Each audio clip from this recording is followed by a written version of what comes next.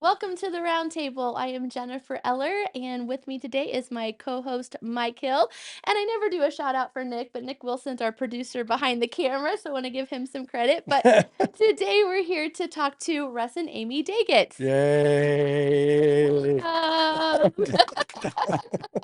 So you guys have been, how long have you been at the church? Because you've been here like 10 years. Oh, Actually longer. Longer? We Okay. we gauge it based off Logan's age. We came Okay. right after he was born, so it's going on 13 years now. Wow. Okay. Yeah, because we just came 13. Actually, yesterday was our first Okay. Sunday. So yeah, you were close to our family too.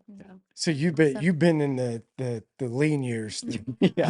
the trying to figure it out years. Yeah, for sure. Yeah, Mhm. absolutely. We were upstairs. Mm-hmm. Upstairs. Well, and our first introduction actually came when Amy started with a small group from Okay. some mutual friends that we had, and we didn't start attending right away then. We had a great kind of home church that she was born and raised in, but that was the introduction. So when we started searching, Amy was like, "Well, why not? Why not check out life?" So it was meant to be. Who was in your small group? Janelle Smelser. Yeah. It was a mom's group. So all of us that had little ones at the time. So yeah, I can't remember many of the other ones. It's been so long. Christy Laird. Oh, wow. Yeah. But she and I have been Yeah. lifelong friends, and a couple of others. I don't know if they attend here anymore. I don't think so, but those were the two that. Yeah, because I know in those early days there wasn't a whole lot of that. Because Yeah. I had joined one, Jen Gerber had asked me to join one, like Loretta Smith had led it and stuff. And so I was just curious because I'm like, wow, that just wasn't Yeah, quite. so we just quite brought our the thing. kiddos and Awesome. yeah. What was your first impression of Life Church? It was very different than what I had experienced as a kid. So growing up, I went to a Pentecostal church. What? Are I you know. kidding? Yeah. Well, And that's where we were going yeah, right before we came here. yeah. So now there are two churches. There's a Cleveland, and then there's a different church. Okay. We were in Cleveland, based out of Cleveland. Church of God. Church of God. Okay. And so maybe not what you're thinking first. No, I'm getting this picture of Amy like running up and down the aisle. Oh, okay. Oh, yes. Yes. Very spirit. That's what I'm saying. Yes. Yeah, very that's what I'm like. I'm getting this Yep. picture of you Like, running speaking in around, got tongues. flags. Yes. Yeah. We didn't do Okay. flags. I mean, But some of yeah, that, yeah. Some some of the of them do. churches had the flags. So yeah, so when we came here, it was like Mild. music was yes, Like we very weren't. mild. Like we weren't. No, we Oh, were. And dang it. it was a disappointment. It wasn't a disappointment. It was just very different. Music was the same though. We had very Yeah. loud, lively music, so that was very similar. But it was very toned down, Wow. which is starkly different from what you had grown up Oh, with. for sure. His was on the other extreme. Yeah, so this was the sweet spot middle ground for me. Like Okay. my first impression or what drew me was just the authenticity. I Okay. mean, I've heard that even since we've been here, just the authenticity, the relational aspect. But I was born and raised Church of the Brethren, which, hymnals, stand up, sit down, those types of things. Very regimented. Had a great church family. My grandparents helped start the church, so it was, very foundational for me. But I went from Church of the Brethren to then when we got married, started going to church where she was born and raised Pentecostal, and then a series of circumstances ended up here. So for me, this was like, wow, this is it. This is, that happy medium in terms of, I guess, what you would call the extremes of just what you would think about a church environment being. So Because perfect. ours were very extreme. Do you ever have a time in your life where your whole paradigm of somebody just gets completely blown up? You're gonna look at us all. Mine right now with Amy is completely shattered. I mean, I would have never ever thought that you would have grown up in a nothing against, I don't mean it that way. I'm just like that would have not. Because she doesn't do that now. No, so it's I like, don't that would know be why. interesting I don't know to, why. She seems like a very like you And I- know, did nice. Now, I'm thinking, you know, oh, and the prayer warriors of my life were women that I love it. I just again, prophesied yeah. and shouted and laid hands on, and like that's just So if what I during a know. message, can I just be like, Amy, can you give me something back there? Sure. And I would say Please don't. second services creep a little bit Oh, towards second service is that way continuum. Yeah, first service and second service are different churches. So I know like some people like think second service, is a little uncomfortable for them, but for us, it's like, wow, this is Like still toned down. We're still.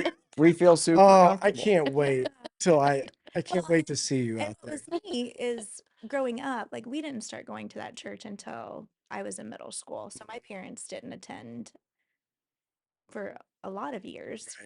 We had neighbors that actually took my sisters and me to church, and it was a Brethren church, so very much similar to what Russ grew up with. But once my parents did know the Lord, they were invited by friends Yeah. who attended this church, and it was kind of a battle at that point because I didn't want anything to do with a new family. So I'm sure, a brat in that whole thing. I probably should apologize to my parents for that, but so I didn't really understand a lot of that until I was in high school. Yeah. And you're scared. I mean, it was like, what in the world is going on? And then you understand that what the Spirit of the Lord is and how, that can be so many things, and it just became normal.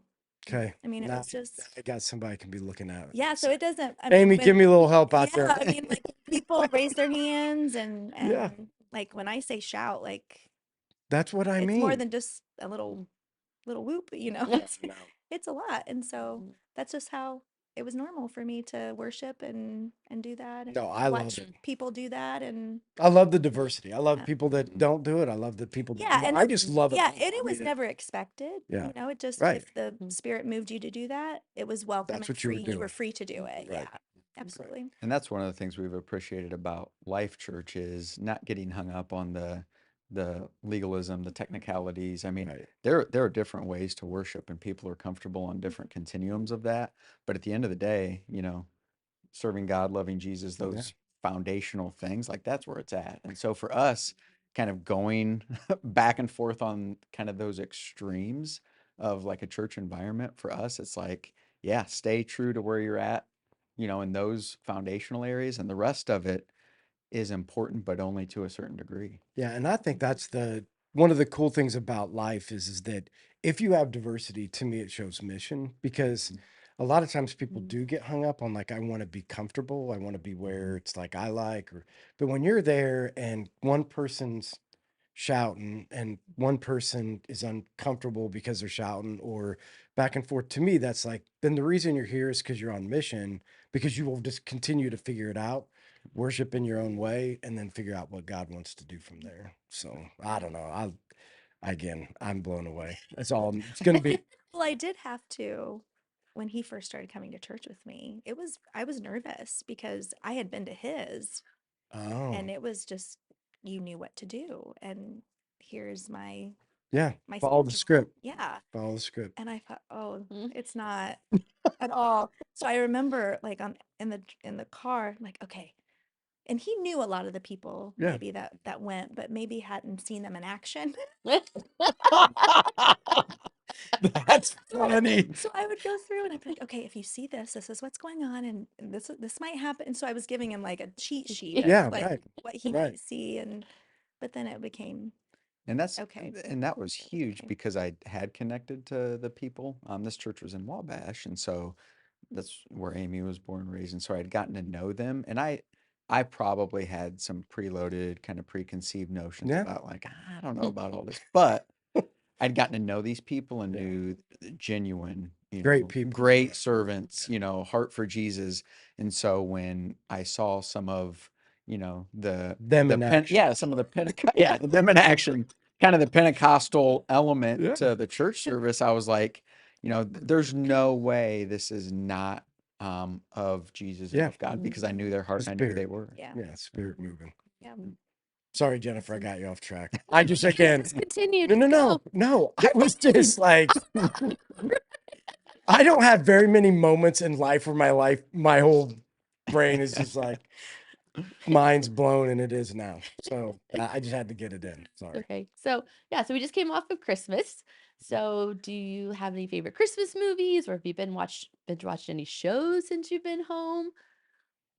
Yeah, so for sure, like Christmas movies, number one is National Lampoon's. Yes. It is. And I know there's some elements to it that probably are a little sensitive, but it just there's so many parts to it that are just flat out hilarious. Yeah. Well, Logan kind of drives our movie watching. Like Logan's a Yeah, big the Christmas 13-year-old kid. son. Is he Yeah, really? our son. Oh. He When he's a Christmas fanatic. He So if he is. comes out of his room, he'll kill us. I know. When he comes out of his room with the robe and slippers and he starts going to the cabinet for a hot chocolate, Yeah. you know know. he's settled in for Yeah. Christmas.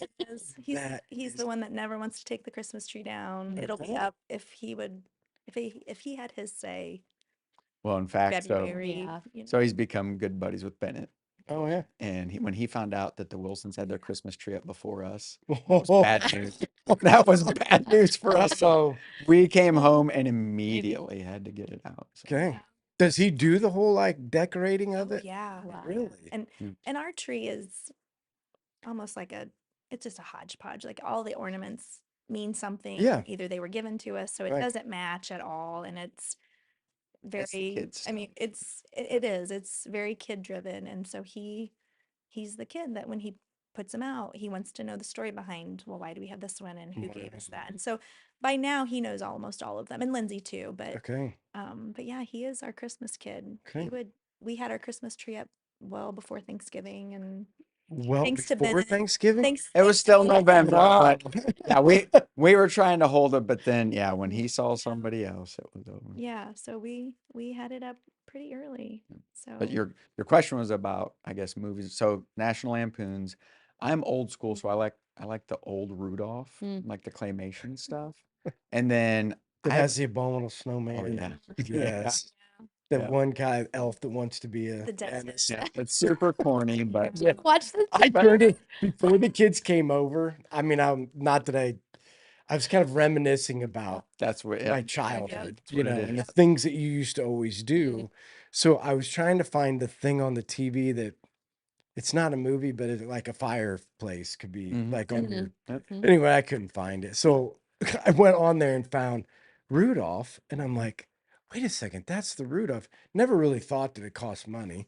So I just rented it, and Sarah gets an email in the other room. You spent $7 on the old Rudolph, and I'm like, yeah, and I'm loving it. Yep. Yeah, Yeah. so that Uh. and it blew our kids' minds because we explained, yeah, that was something that growing up we watched every year because you couldn't stream it, you couldn't rent it, you Yeah. like whatever came on your 5 channels, Right. You knew that's when what you it came on, watched. and Yeah. that's Right. when you So planned to we watch just it. watched that every year. So that was a lot of Yeah, because reminiscing wasn't it about like Frosty came and then it was Mhm. Rudolph? It was like 3 or 4 Yep. movies in a back to row back. that Yep. Mhm. like knew you just sit there and settle in and get Yep. ready to go back in the day. Yeah. Yep. Yep. Yep. Did he decorate the outside? Does he like He's not really an outside. He okay? decorated his room. He has Christmas tree in his room, Awesome. and so he has certain ornaments that he puts on those. Like he has a bacon Yeah. ornament because he's a big bacon kid. Yeah. So yeah, everything has a meaning. So Yeah, that's he's not looking forward to taking it down. So I'm not when sure. will you take it down? I don't know. We'll probably do it when he's not home. Yeah. When he's at a basketball practice or something, we'll And just it's just sneak. gone. It just pull the Band-Aid off. Yeah, he'll come home disappointed, but at least it won't be the 2 hours or whatever it takes Because worth of. he's of no help when it's time to take it down because Got he it. doesn't want it. Yeah. He's really slow and doesn't Right. want to put a lot of effort into taking it down. But Have you thought of just leaving it up all year? I Just could, think of what that could save you next year. you're right. I I don't think I would care. It's pretty. I mean, I like looking at it. It might take all the fun away. couldn't. Though. Yeah, I It couldn't do it. Yeah. Yeah. So, you have any favorite childhood memories? Anything that sticks out Well, to go you first on that. growing up? Thanks. It could be any kind of thing, like Thing. vacations. Oh yeah. Well, vacations. The biggest thing I remember about our family vacations, we always camped. We were a big camping family. And my dad had a really small boat that I learned to water ski on, and we would always take that everywhere we went. And I say camp, like tents, not Ooh. glamping. Ooh. Like we I'm a didn't have glamping. RV. So, but my grandpa did. Okay. And so we would always go together. Yeah. So we kind of benefited a little bit. So you can sit in the tent until you don't like it, then go to grandpa's. Yes. Go to the air And conditioning. it was always air Sure. conditioned, and they had a refrigerator. I mean, it was just, always obviously more convenient. So we did a lot of camping. Didn't really take big vacations. Probably the biggest one was when we were pretty young. We went to Disney, but that was just our thing, being outdoors and fishing and learning to ski. It took a while, but yeah, tubing. And so we So where'd you go to vacations. school in Wabash? Northfield. Because the funny thing is that like people that come over from Wabash are always like, I saw Amy Brown. I said, Yeah, they don't call her by her. who's Amy Brown? I have no idea who you're talking about. Yeah, no, I saw her in this. I'm like, I don't know who Amy Brown is. And then, but a lot of people, yeah, I mean, I guess it is kind of a small town. It's a very It's like everybody yeah. knows you. Oh, Yeah. okay. Well, Yeah. okay, everybody I talk Yeah. to. So in that age, Yeah. yeah, It's probably I mean, I played sports, and so yeah. and I coached. Well, you did?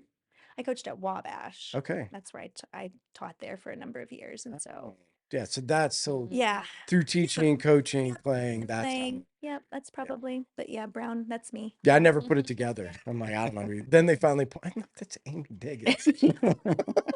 Sorry. That's okay. But Yeah. yeah, I was at Northfield, so go Norsemen. Are you still coaching there? Well, Or did you coach there? I coached 5th and 6th grade Oh, football for Northfield, okay. but I was told that I didn't follow enough of their script of how they want their offense ran, even though I said, like, listen, you're running triple in the high school. You ever think about teaching triple option to a 5th and 6th grader? Tell the quarterback to read the end, and like these things don't work, but it's okay. I mean, if you can find somebody else. And I loved it. Did it Yeah. with Ethan. Love coaching kids. Love being a part of it. But they told me they were in no need of my services next year, which is okay. I mean, now we're into the whole go get a flat butt for the whole winter because all you do is watch basketball Yeah, games. and sit, Ethan's in basketball and Face in basketball, and you're like, every night? Do you have one of those chairs? Well, that's the thing. Yes, somewhere. Sherry, so like the story of our life is like Sherry would buy something and then we could never find it, and then she'd just buy another one. So I think there's like 5 or 6 of them over at the house somewhere. So I just got to pick them up at some point Go when find I'm 'em. over there, which would make so you don't have bleacher butt. That's right. Yeah. And we get that. Like we've been eyeing some people who bring some really nice chairs. We're thinking, why don't we do that? Do you think though, like this is what I'm thinking. Do I look like, I mean, I know I look like an old man, but when you come walking in with a, Yeah. do you It's a big really step. look like It's a an big old man? step. Old man. I think I would go comfort. I don't think know, I man. care. Is it the old people though? Like, do I fit in now? But I really don't care Okay. because we had 9 basketball games in a week. Oh my God. By Yeah, the- you're way worse. By the end of the week, I would have paid to have somebody's. Yeah. I would have given them money just to say, can I borrow it? Yeah, we just try to go clear to the top where you can lean against Yeah. the Where we rack do or the same something. thing. Yeah, But we that try doesn't to- always. That's the next step, I feel like. Yeah. You're holding out. You're just trying to holding make it. out, so- Yeah, I'm just trying to. I watch all these people. Like the other night, we're sitting there, and we wait in the car because we drop the kids off early, and they have to be there early. So I'm sitting there. This old man comes pulling around and starts backing his truck in, and I don't know he's an old man, but he just keeps backing, smashes the car, just boom, and the car goes whoop, and he pulls forward and gets out and opens up his toolbox and grabs his little seat out of there and walks right in. Like the old man club, like that would be me. I'd be in the old man club. I carry a seat, and next thing you know, I'll be ramming into people's vehicle in the parking lot. And he didn't think twice about it. He just Didn't God, matter. nope. I don't even think he knew. I think he Wow. just Either that or it wasn't his first rodeo. No. he Wow. didn't even look of whether or not it was. How to get off the subject? Sorry. Okay, childhood memories for you. So I was the oldest of 4 boys. So a lot of them revolve around sports or, backyard sports, or we grew up next to a dairy farm. So going down there to play with those 2 boys that were about the same ages. my brothers and I. But for sure, kind of the capstone of each year was a vacation in northern Minnesota. Which I still think is crazy that you guys still do. It's awesome. Yeah, we still do. Amazing. So Yeah. so I'm 43 and I've only missed 1 year ever. And we It was my go, fault. not really. It was. No. No, we had first got married and Amy had some classes to finish up and stuff, so we didn't go. And it was fine. We're Yeah. adults and life happens, but those were, sacred days that growing up you knew you were going to have, all the schedule set aside and it was family time and you're fishing, you're, swimming, you're doing all the stuff that boys like to do. And yeah, we've invested in that. So not only does our immediate family go, but my brothers and their families and my parents still go. Yeah. And so it's just, yeah, it's That's really cool. awesome. And we're outdoors people, so it just fits in every way with what we like to do. So you have like a house up there then? We Do you go to rent- the same cluster of cabins Okay. basically. So we each family has their own cabin. So it's I would say Is it probably remote like cabins or like? I mean, northern Minnesota, once you drive out of the Twin Cities a certain distance, they call it the tree line. It's all trees and lakes. Okay. Yeah. So it's remote in the sense of like we don't have a TV or internet or anything in Yeah. our cabins. Perfect. But no phone signal. Spotty. Okay. Yeah. You know where to Spotty. stand. Yeah, If you know where you know where to find stuff if there's an emergency or whatever. And you can drive into town and It's find a couple very restaurants. Mayberry. Yeah. I mean, Yeah. very Mayberry Yeah. town. I Yeah. mean, So there's a little bit of what you That's cool. need. Gas station, couple nice restaurant, or when I say nice, Yeah. restaurant, Yeah, it's restaurants. perfect. But Walmart is like 30 minutes, 25 minutes away. I mean, and that's just recent. Yeah. They haven't that's had a big Walmart news for when they got very that. long. So Yeah. Now the whole town will be ruined. yeah. Yeah. But there's 100 lakes in like 8 to 10 square miles That is from where amazing. Crazy. Isn't that crazy? 100 it's lakes. just, and when I say lakes, like no offense to like Indiana lakes or Yeah, people that live these on are a lake, real but lakes. like, yeah, these are like real lakes. So like the lake we stay on, you can get access without taking your boat out to 2 other lakes Yeah. that are all connected. So yeah, it's pretty amazing. Yeah. So I got a couple things that have been on my mind when I knew you guys were coming on. So you guys have been involved in some sort of leadership most of your life, right? Whether it's through teaching or coaching, because I can remember the first time that Brady was going to play baseball at the high school. So we had this conversation about the baseball coach. And it's funny because like Russ was revered and feared at the same time. Because Russ was the guy that first of all, you had to have a certain haircut. This is what I remember about it. Like you had to have a certain haircut, like nothing could be on your ears. And so, this whole, we're bringing rebellious Brady, into Russ's program. So, So he's the coach that you're talking about. yeah, To no, figure out. Okay. that's what I mean. So yeah, Russ was the high school baseball coach Okay. at the time. But the other thing they said is from a leadership standpoint, like you're never going to find a better leader than Russ. Forget the whole baseball thing, whatever is going on. And so I'm worried a little bit because it's Brady, like I'm not exactly sure how it's all going to pan out. And so we go and sit in the first meeting that Russ does with all the parents and stuff. And I walked away and I said, my son is in good hands. Clear back in the day, I was like, that is a guy that I think he can work through my son's attitude, because again, that was the thing about Brady. Like he has a strong will. So sometimes he came across very brash, but if you could figure that part of him out, like he's a good kid, they love well, you just got to work through that. So I wonder throughout the years, what have been leadership lessons that you guys have learned and how has leadership changed throughout the years? Because I think it's changed a lot. Like I think from 10, 15 years ago to where we are today, even how we lead, the things that we do and how that approach. So either one of you want to start on maybe some just leadership lessons, things that you've learned over the years through coaching, teaching, uh, administrating, whatever that stuff is. And then maybe has anything changed or are there some things that are just going to be constant all the way through?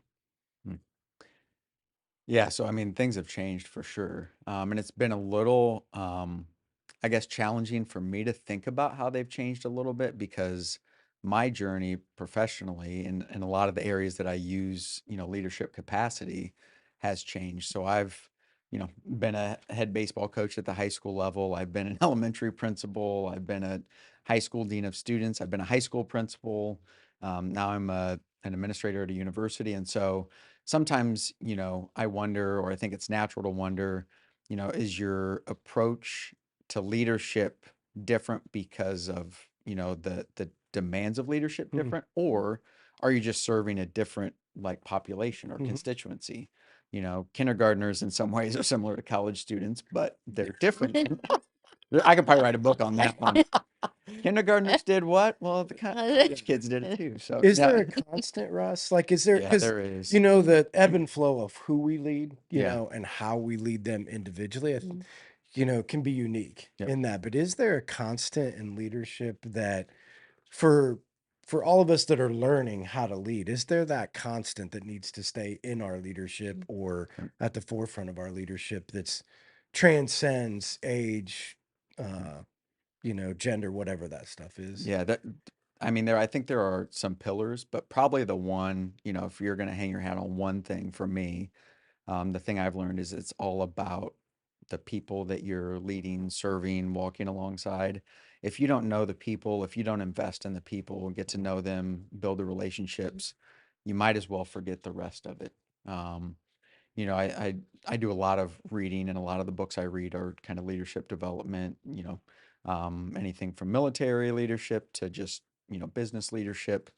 And one of the books I had read fairly recently talked about, a shepherd type leadership and how the sheep know the call Mm, of the shepherd. And so I equate that to obviously the natural, correlation is, if a leader doesn't lead his flock well and doesn't get to know his people relationally, they're not going to know, kind of his call mm, or what, buttons to push, levers to pull, those types of things. So, it's not just getting to know people for the sake of leveraging the most you can out of them.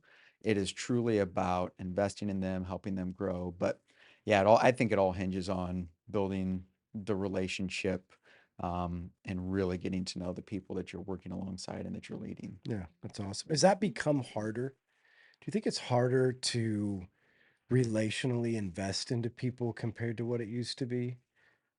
I think, I mean, for me, this may be counter to some other Yeah, people's experiences. I actually think it's been easier. easier. Yeah. I think, you know, I was on a college campus when COVID hit Mm, and all the things that went with that. And I'm grateful that, we're a faith-based institution. And so we really, I mean, we're small and private. So we stayed open. We had the relationship of things in person, but we still had to change how we did things. mm, But one of the things that really came from that because of the changes was I really appreciate and value relationships. mm, And not just me. I'm saying that for others right.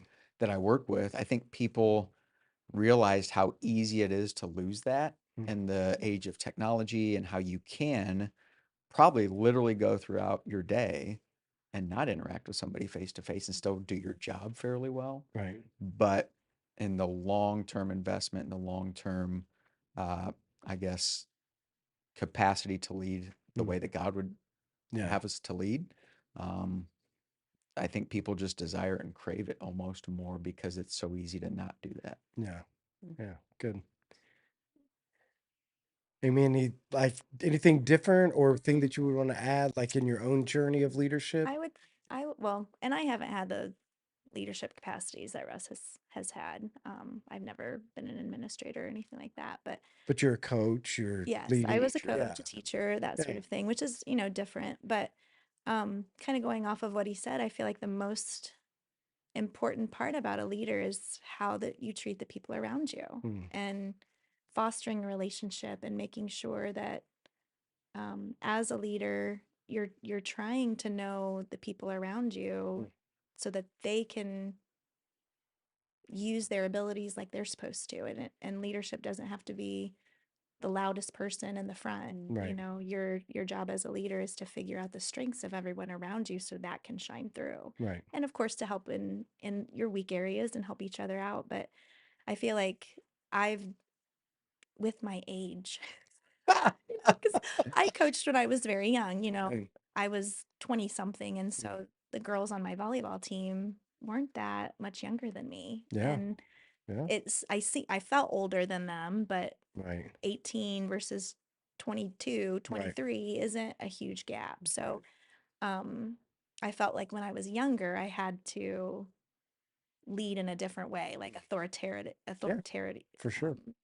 authoritarian type of leadership where I was the boss. Yeah. And, you know, as I grow older, I look back and wonder, did they know that I cared about them? Mm. And those types of things are important. And as I've gotten older and been able to, you know, been under leadership that wasn't that kind of style or was, you know, authority based, and you kind of learn from that. And I've learned people got to know you love them. Right. You know, they have to know that you care first, and Right. then things can fall into place. Because if they don't know that, then Yeah. you're really not able to make a difference, and you're not able to reach them, and they're not able to maybe do what they're called to do either. Mm. Um, so I think that's probably been the biggest thing that I've learned, and it has become easier now that I have that mentality. Right. Now, it's easy to love everybody and, you know, invest in everybody the same. Right. You know, sometimes you got to work at it a little harder in certain situations, but like that's to me what I wish I would have known as a younger Right. coach or a younger leader. Mhm.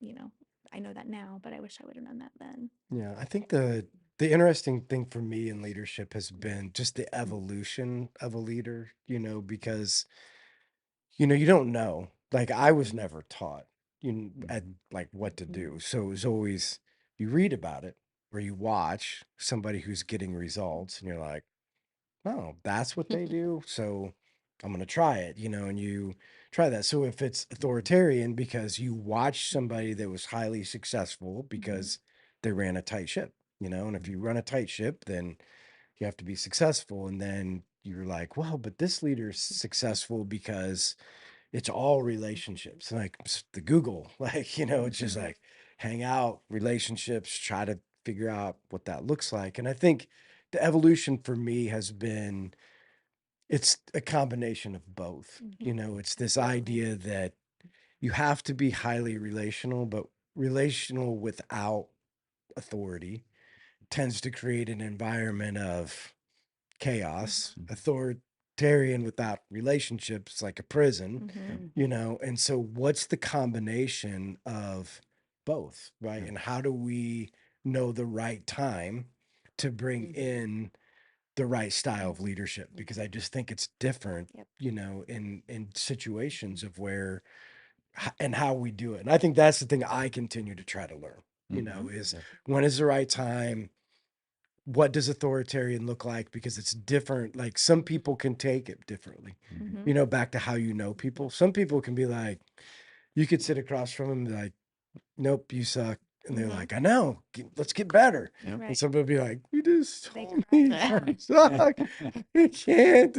You know what I mean? Like back to what Yep. you were saying is how do you get to know people and how do we learn from that and then adapt it to each individual person in the way that we lead? Like I think that's a challenge, Absolutely. in leadership. The other thing is so in the course of you guys have been married how long? Just over 20 years. Just celebrated About 20 20 and this a half years. Yeah, so past summer. in the midst of that, so obviously you guys have led people, kids, whether through coaching, in both realms or being in a school system, watching all of those things happen. So in the kid environment, today, so having your own, being around kids, today's challenges in raising kids, is it different than it was? And what are some of those Absolutely. difference? What can young parents learn, some of the challenges in raising kids that they could glean from people who have watched it, because you're watching it happen. You're also in the middle of it, trying to be able to get it done. And you've watched it from a whole other level, right? Yep. Like you're all the way from young kids to, university students in the midst of that. So any thoughts on the challenge of raising kids, or the thoughts or wisdom that you could give? Yeah, I mean, both of us have been in education of some level for over 21 years now. And yeah, probably the thing that is the hardest is how much kind of kids have changed over time. I mean, it's just Oh, wow. challenging. So kids in general just have I changed. think so. And Mm. and to be fair, I try to really kind of back people off when they just really start to bash this Mhm. generation or a generation. I'm like, well, wait a minute. Like, how do you think this generation got that way? Like, It's Amy and I, interesting. yeah, our generation hasn't been the greatest stewards of how to raise this next generation. Mm. And I don't mean that in a condescending way or to cast stones. Just the reality is we have, as a generation, broken down structures like the family structure Mm. or expectations or priorities that have really created challenges for our kids and the kids we teach. I think probably the two biggest challenges that I see, one is the family structure. Mm. There are absolutely ways that young people can flourish if they're not in a traditional family. It's not an indictment of people that are not in a traditional family structure, but the reality is I think it takes a lot more intentionality if there's not the traditional family structure to make sure there's still the right mentors, the right peer groups, the right experiences wrapped around those kids, because the reality is there are potentially gaps if Mm. that's not there. Mm. I think the other thing is just a really quirky uh, set of priorities. Hmm. I mean, and we see that, and we, as much as we tried to be strong against it, it's almost like a force that sucks you in. It's like, the sports parents that just go crazy, and it's like, wait a minute.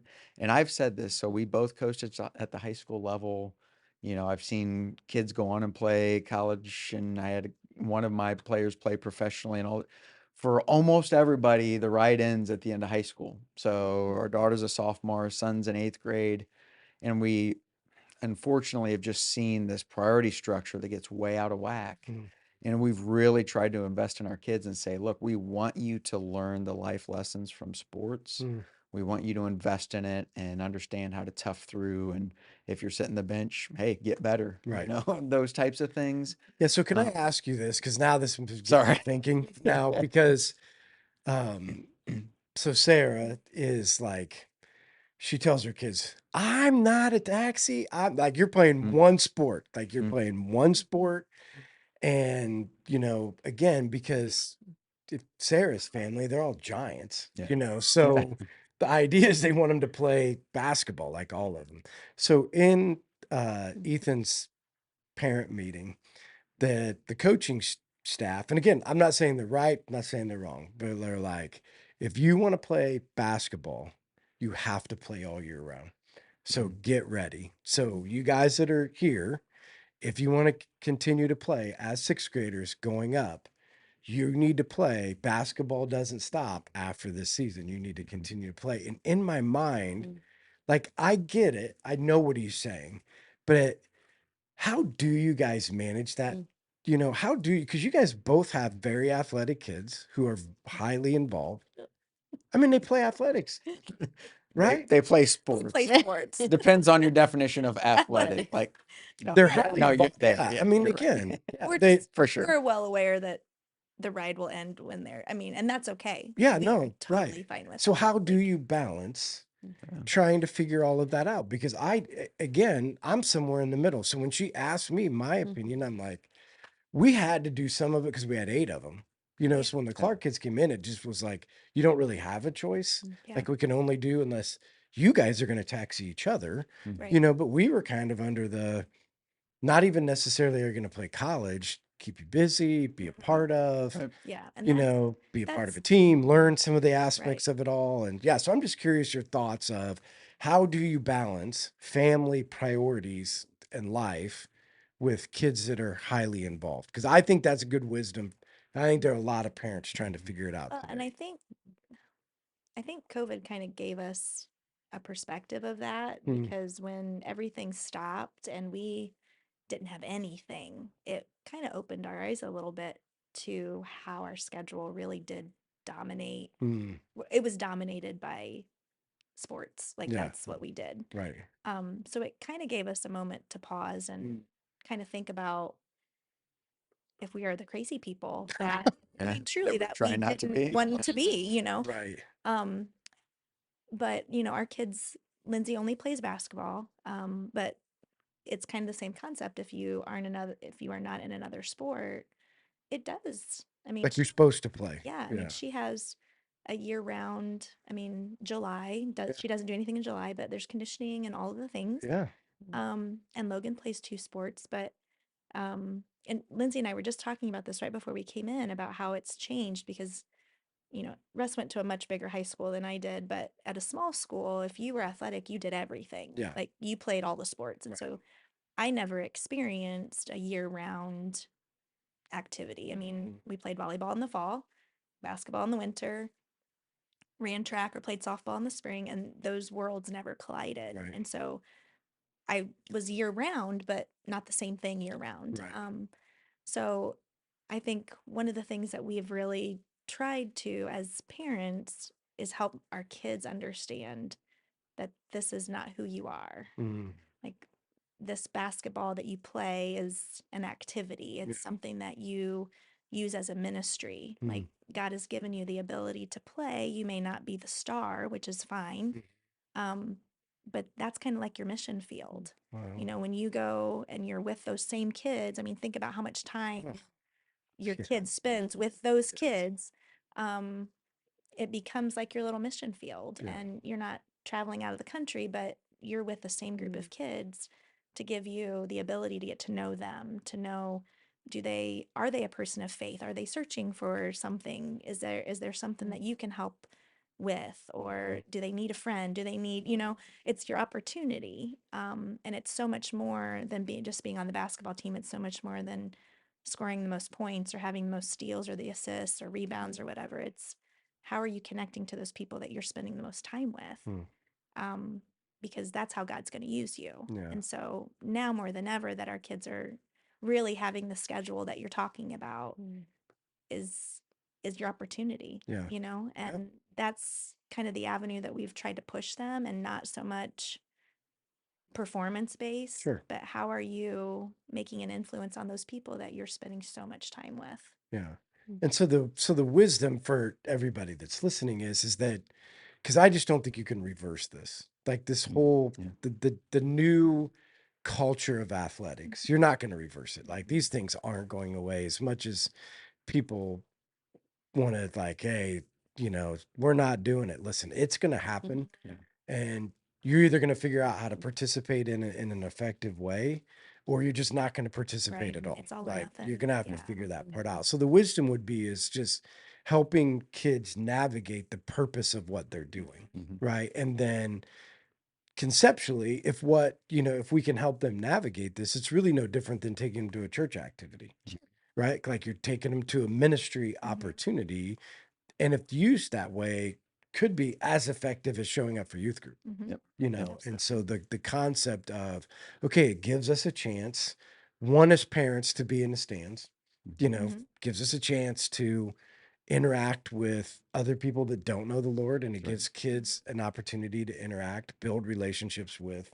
Yeah, so I think that would be a good perspective, that things that we could learn of, okay, you're not going to switch it. So how do you just put Jesus in the middle? Yeah. How do we make that a mission field and an opportunity, and do the best we can? Because again, that was my big thing. Once the ride was over, because that was, whether it was coaching, whether it was going to games, like it was always my opportunity to, hey, I'm going to get to know somebody. I'm going to do the best I can to share Christ. And then when the end of the road came, I'm like, what do you do? Like, what do you do? Like, you just go home every night, or, you know, Yes, like you go home every that's what I'm saying. Like, you don't have any, like the concept of how do you then reassert yourself in other areas, right? To try to figure out, you know, what that looks like. And it's been interesting having that conversation with our kids. I mean, Lindsay she kind of gets it. I mean, I think she's just a little more attuned to that opportunity. Whereas, she's been involved in FCA, has given a devotion, and is not afraid to be up in front of people and talk to people. And she gets that very clearly here. And she's just very confident in that. Speech is her favorite class. And so, not that she feels that she has to be a center of attention, but she's comfortable, talking to people and has had those experiences. Whereas Logan, I think that was almost like a light bulb that went off when we started having that conversation with him about how, you know, basketball is just a sport, but you have a purpose, and he's starting to really kind of think about that. Now he's more passive. He's not going to ever be the kid that speaks up and raises his hand and interjects or anything like that, but he's modeling and he's an example, and he's taking that a lot more seriously since we've kind of tried to present it in that perspective. Well, and it goes back to what you said from the beginning. Like, if everything's about relationships, and if you take relationships and you make them on purpose, right, you don't have to say anything. I mean, the idea is, if you're going to build that relationship and you're going to build it on purpose, God will give you the chance. Like, the opening will come whenever it's supposed to. The chance will come. Like, you don't have to be the get up and lead the prayer. Like, you don't have to get up and be the leader. You have to be there on purpose, waiting for an opportunity. And I think that's the chance we can get. And this is one illustration, and talk about whether it's athletics or whatever, there's a conduit to introduce people to Jesus. And so, we think about the peer groups of our kids. So I coached Logan's peer group for basketball, baseball for Since 5 years, probably. Oh, wow. Yeah. And it's kind of this, I mean, some kids play only one or the other, but for the most part, I would say a cluster of about 10 to 12 kids that are all pretty common. And so when Logan got baptized here, that was a way to have an easy kind of quote unquote conversation about it, even though conversations have been taking place. It got a little more serious. And I remember one of his teammates said, "Hey, Logan, I'm thinking about getting baptized." And then he said, "And I would want your dad in the tank with me." And I was like, "I don't care what else happens. Like 5 years worth of coaching. That's If good that's stuff. it, Yeah. don't care about anything else." And so, sports can be a way to get distracted easily, but it's also a really unique way to be plugged in and find those opportunities. Right. And I think that's the thing that we have to. I don't know hardly anybody, whether it's sports, whether it's farming, whether it's mechanics, you can immerse yourself in anything to keep yourself busy without purpose, right? Like, Absolutely. any of those things can keep us away from what God wants us to do. You can immerse yourself in work. Like, you could just say, well, I'm gonna have a kid that's never gonna play sports, but then they're working every night. Like, I mean, it can be anything. So I think it's a great lesson that you guys would say or to teach. Just take whatever it is and make it purposeful and use the opportunities that we have, and whatever those are, to get a chance. And if one can be saved, if one get a chance, or if it's somebody sitting on this podcast 20 years from now and be like, part of my story is my baseball coach, when I was a seventh grader. That's like, you just don't know those things. You don't know what's going to happen. We just need to be obedient, in that moment.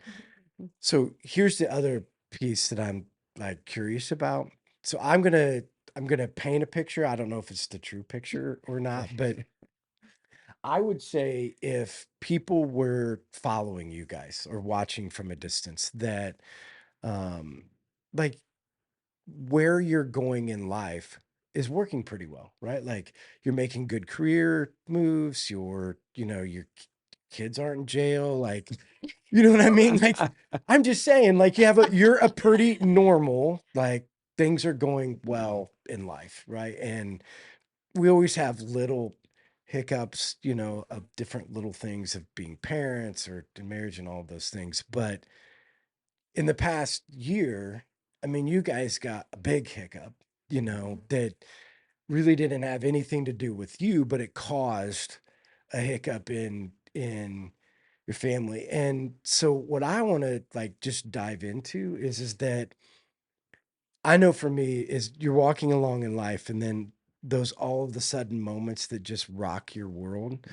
Um, like what it does in the midst of, we were talking before we came on, when you walk in the fire, you don't come out the same, and the moments, in that, and we don't have to get into what those things are, but I just like to hear from you guys.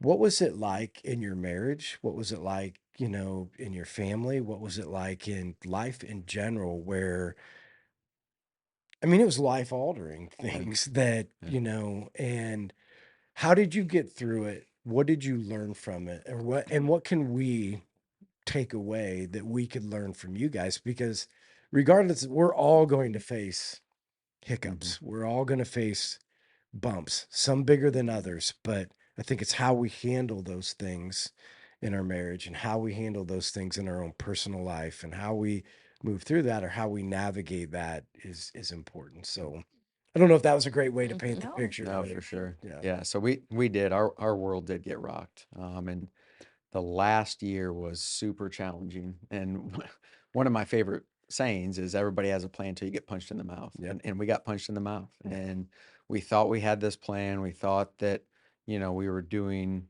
you know, following God's design. And at the end of the day, we were, but there were for sure some things that needed to be sifted. You talked about how nobody comes out of the fire the same.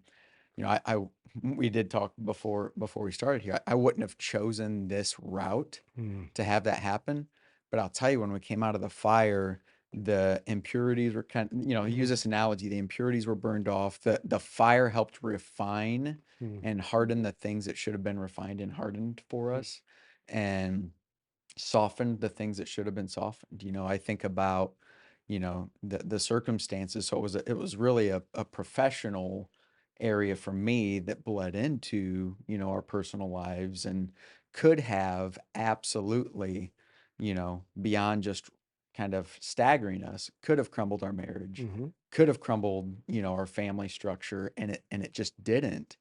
And we had this conversation very intentionally yesterday. Um, you know, this is something that actually, steeled us in a stronger sense. I mean, our marriage is stronger now than it ever has been. Our family structure and priorities, I think, are much healthier than they've ever been. And, that's not to say that we've figured everything out now. Oh. But what happened was, through this challenge, through, this trial, we really leaned into God and said, okay, so what do you have for us through this? And we were given very specific prayers that we should pray. And it's been amazing to see how those things have happened. Um, there'll be a whole, opportunity for me to share, I think, in amazing ways, a testimony with others that maybe face trials and challenges about, our timing versus God's timing. Um, I'm jumping all over a little bit here, but one of the most remarkable aspects of this, I am a planner, I'm OCD, I'm structured, I fill in the blank. And I know I had heard how all of this would play out and mapped out, and I had this sense of, okay, this is how the plan's going to work. And when it didn't fit in that way, when the pieces didn't match to what we were told and kind of what the idea was, how things would be mapped out, I remember still being frustrated in the midst of that. And it worked out so much better in the end because God's hand was in it all the way along the journey. And so, I guess from that standpoint, yeah, we were rocked. We wouldn't have asked for it. Still wouldn't have wanted to Right. go through it.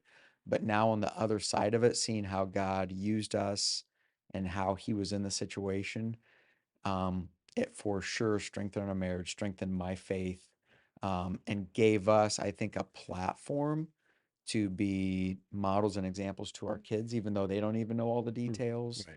of how to lean into God when things get tough, when things get challenging. Yeah. So Amy, so what was it like? Because I think this is important, like it's for, um, and whether it's, the shoe can be flipped either way, but what was it like and how did you walk through seeing your husband struggle?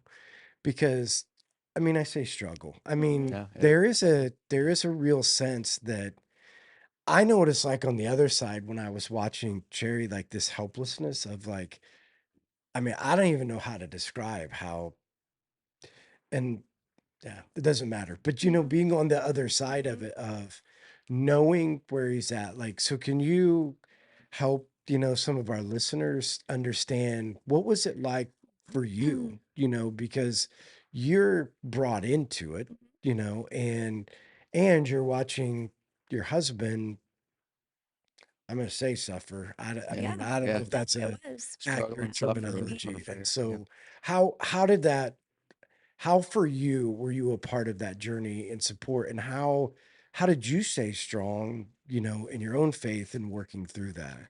Well, I have to be honest, at the beginning, I don't know that I was very good. I don't know, lack of a better way, but because it was so shocking and so just devastating, um that I didn't really know what to do, Mm. honestly, Yeah. because I feel like this really taught me a lot about control Mm. and how, I mean, I'm not like him as far as You're not that OCD. Which is good for her. which is fine. I'm not sad about that, but you realize just how you had zero control Mm. over things like this, and that takes a lot out of you Mm. when you know that there's nothing you can say, nothing you can do, there's no words. I mean, it just left you helpless. And so God taught me a lot about control and how I just have to give that up and trust. Yeah. Because, we can look back now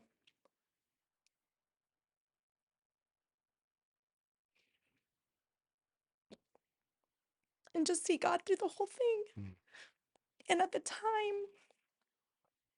I couldn't, or I didn't want to, Yeah. because I was so distracted by so many other things. And I think that was really my pitfall at the beginning, was I was so distracted by all the negative and all the ugly and everything that had happened, and that was where my focus lied, Right. when my focus needed to be on what God had and his promise, and how, you know, throughout our whole marriage, like, Russ has always, had God's hand on him, and so many things that we could go through, but there's not enough time for all that. But so I didn't have my focus where I needed it to be. Mm. And once I did, that's where I found my strength Yeah. to get through that, and to, we always promised that we to each other that we would try never to have hard days on the same day, Mm. so that one of us would always Yeah. be okay, and for the most part, we did a really good job of that.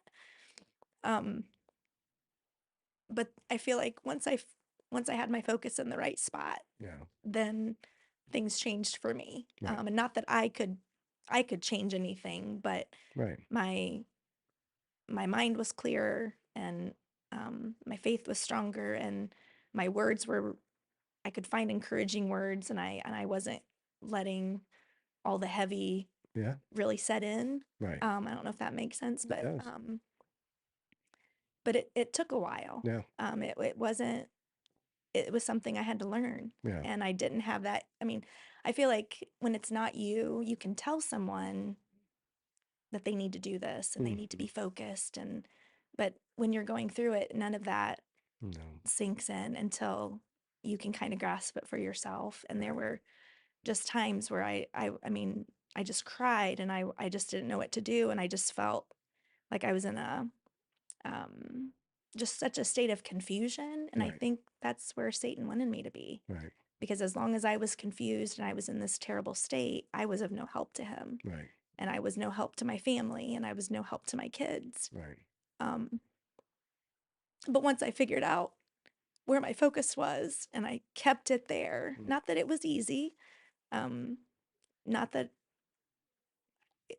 it wasn't a daily fight and a daily struggle. Right. But that's what we're told it's going to be, one day at a time. And that's what we did. We took one day at a time.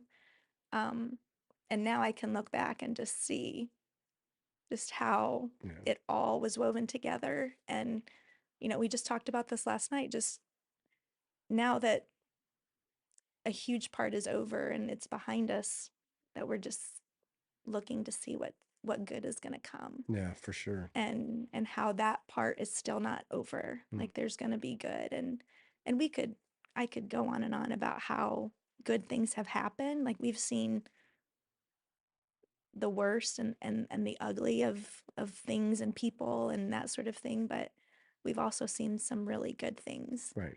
And that's what we hold on to, and those are the things that while we were going through that,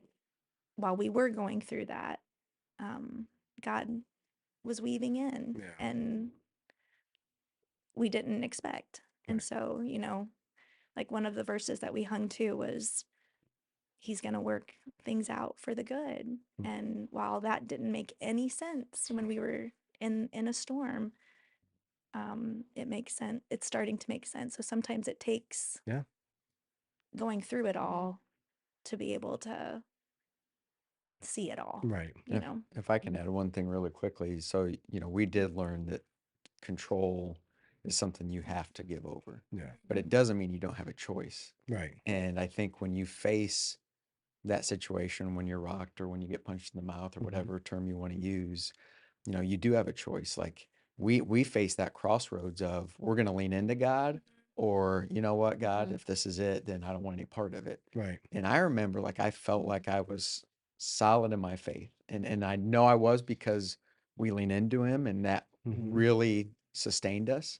But everybody has that choice at some point. Right. I mean, you make it every day, but really when you're faced with that massive trial or whatever hits you, you're going to make that choice. And I'm obviously grateful that we made the choice to lean in, but you may not control things except that choice, which is I'm going to follow God and trust him, or the alternative, which you have that choice, but obviously not the one that we would recommend based on our experience. Right. And I think based upon, I mean, people that know you would know that it's a multitude of decisions to lean in the small times of life For sure. that prepare you for the fire, Mhm. because you don't usually get to those places in life and lean in. Because I think the confusing thing about leaning in, because I'm assuming unless you guys, are way different than most of, there's like, really, God? Like there's these moments of like, absolutely. because I think people would be like, well, you're not leaning into God. No, I am. Yeah. I'm leaning really close to his ear. Right. And I'm gonna like, God, like, really? Yeah. Like these things really, like that's still leaning in. Like he's not afraid of the conversation. He's not afraid of, he would rather know that what you've built over time, that this is the time he'd want to hear from you the most. Right. To lean into those aspects of it all, because I think that's why we tell people now, try to lean in the small times today, because all of us at some point are going to face those things. And you're right, Russ. And unfortunately, I've seen too many people that, yeah, that's those situations in life come and they're like, I'm out. Because Like, it's easier. yeah, like It's I'm out. easier just to throw your hands up and say, I don't want anything to do with this. Right. And it's harder to fight the battle every day. Yeah. And yeah. Because not only is it the external battle, it's this internal battle, right? Like the idea of like, we got a battle to fight, the situation that's going on, but then you got this internal battle being like, why? Like, why is this happening? What have we done wrong? And where did this come from? And how could this be happening? And because you can just erase all of that and walk away from all of that and not try to say, okay, because I know these were some of my hard conversations for myself. Like, God, I get it. Like, what are you trying to teach me? Like, what? Well, I know I'm not changing these things. So what do I need to learn? Where is it that, and this is hard to like let happen, but where are those impurities? Like, what are the things that I didn't see? Yeah. Because that's easy to do. What are those things that I guess you need to burn them off? I'm like, Well, and we had everything that you just said those were conversations that we had over and over and over again. And it was, we just wanted so badly to know Yeah. the answers to all of Right. those. And it was, no, not yet, not yet. And it was a patience and a trust and all of these things that honestly we weren't good at. Mm. We weren't good at giving over control. We weren't good at being patient. It was a lot. There were a lot of lessons. Yeah. There were a lot of lessons. And I can say that I'm certainly not the same person that I was Yeah. when all this started. And I'm thankful for that, and for a lot of reasons. Um, but I've also I'm starting to understand how and why, God puts us through tests like this. Yeah. It's because of the choice you have. Right. Are you going to let him do what he needs to do to make you what you need to be? Right. And I wasn't who I needed to be, and I'm working on it. Yeah. It's not like I don't think you ever arrive. Nope. But it was a lot of lessons that I needed to learn, and it's continuing. I know one of the things that God always like would remind me of is there's times to be molded, and I think of that like, so you're soft clay and he's just kind of, and there's time to get the chisel out. Yeah. And those chiseling times hurt, I mean, it's just like, really, I didn't notice. And then it's like, but I think those fire times in your life, some of the molding hurts. You realize some things about ourselves that you were like, didn't know it, thank you. But it's way different than, let me just mold you a little bit through this situation and this little challenge. And I mean, and I think that's the thing that will be, I mean, I know from this journey, in praying for you guys, and because that's the first thing I said. I'm like, really? Them? Like, why? Like, out of all of the things that could happen, like, why at this stage, what's going on, all the sacrifices that you make, and then this happens. But then as I prayed with you guys, through this situation, that it was obvious that when you come out at the other end, not only will you be different, not only will you have a testimony, but I think God has a plan, for the future that he needed you ready for. And That's one thing that we finally got to that. yeah, It took us a while to get to that. oh, A long time to right. get to that, or at least it did for me, to know Too.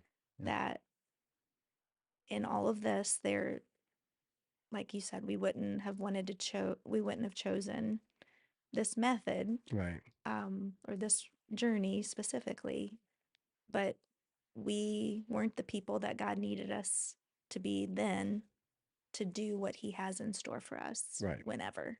Right. And that's once that clicked, not that that made things easier, Right. but it gave me a drive, and it helped me understand more purposely Right. my position and my in the whole thing. Just helped me understand the purpose of what I was supposed to do. And not that that's clear either Right. right now, like, but that got me through. But along the way, like, I feel like there were times where God knew that the absolutely breaking point, I felt like I got to that a lot, or several times. Yeah. And before it would happen, he would give me what my heart needed, or what my mind needed, or what Right. my anxious thoughts needed to get me through. Right. And I started looking for those things, when I started recognizing, I don't know how much more I can take of this. I just don't know. And then he'd give me a little bit more, and it was always enough to get me through. So there are just all kinds of stories that Yeah. we could share. Yeah. And I think the one thing that's important, and you said this, is that it's not like you did anything wrong. It's like a lot of times people think, well, God needs to work on me because I'm bad. Yeah. No, God needs to work on us because we need to be the best version that God wants us to be. It's not that we're bad. It's not that he's mad. It's not that he's upset. It's just there's a new version of us that he needs. Yeah. And it's that work that it's okay. Like, it's okay. We didn't do anything wrong. Mhm. You know, we're not getting punished when you're getting molded or the Right. chisel comes out. It's like, there's a version of you I need. Mhm. And so this gives me an opportunity to work, you know, it gives me an opportunity to move forward. So we're ending up. Can you believe it's been an hour already? So if Yes, I one of the things that maybe we can end with, is there anything that, for married couples out there, anything that either through this time or through your time being married, that you would give advice to married couples to continue to have a strong marriage, healthy marriage, and to thrive in your love for one another? Anything specific that you guys do that you would recommend to other couples, of like, hey, if you want to have a good marriage, if you want to be able to make it through tough times, like, here's something that should be foundational for you? would probably say through all of this, well, even before, like once we started having kids and you'd go back to schedules and all of that, um, we've been very intentional about carving out time just to be together, where our kids aren't yelling in the background or needing something or taxied someplace, just time where we can sit down and not catch up on schedule, just time to talk to each other, talk about what's going on, um, and our thoughts or hopes and dreams, and I mean wildest dreams and someday want to accomplish or bucket list, or just those things that keep you connected, because distractions are on purpose. Yeah. Like when we get distracted, it's on purpose that the Yeah. enemy has to a plan. I mean, he hates seeing strong families. He hates seeing couples that are still connected, and he uses distractions to prevent that from happening. Yeah. And sometimes you don't see it and you don't recognize that that's what's happening, but those distractions create wedges and distance, and then that causes issues or problems down the road. And so that's one thing that we've really started in the past several years, trying to do.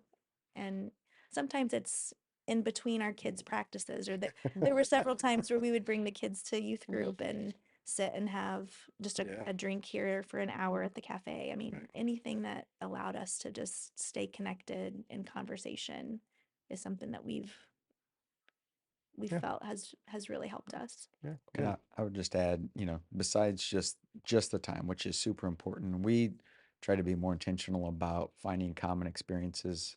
So like we've both served here at the church for a long time, but we've started serving more together the last year. So little stuff. We serve donuts together. We teach up in 252 Life Kids together.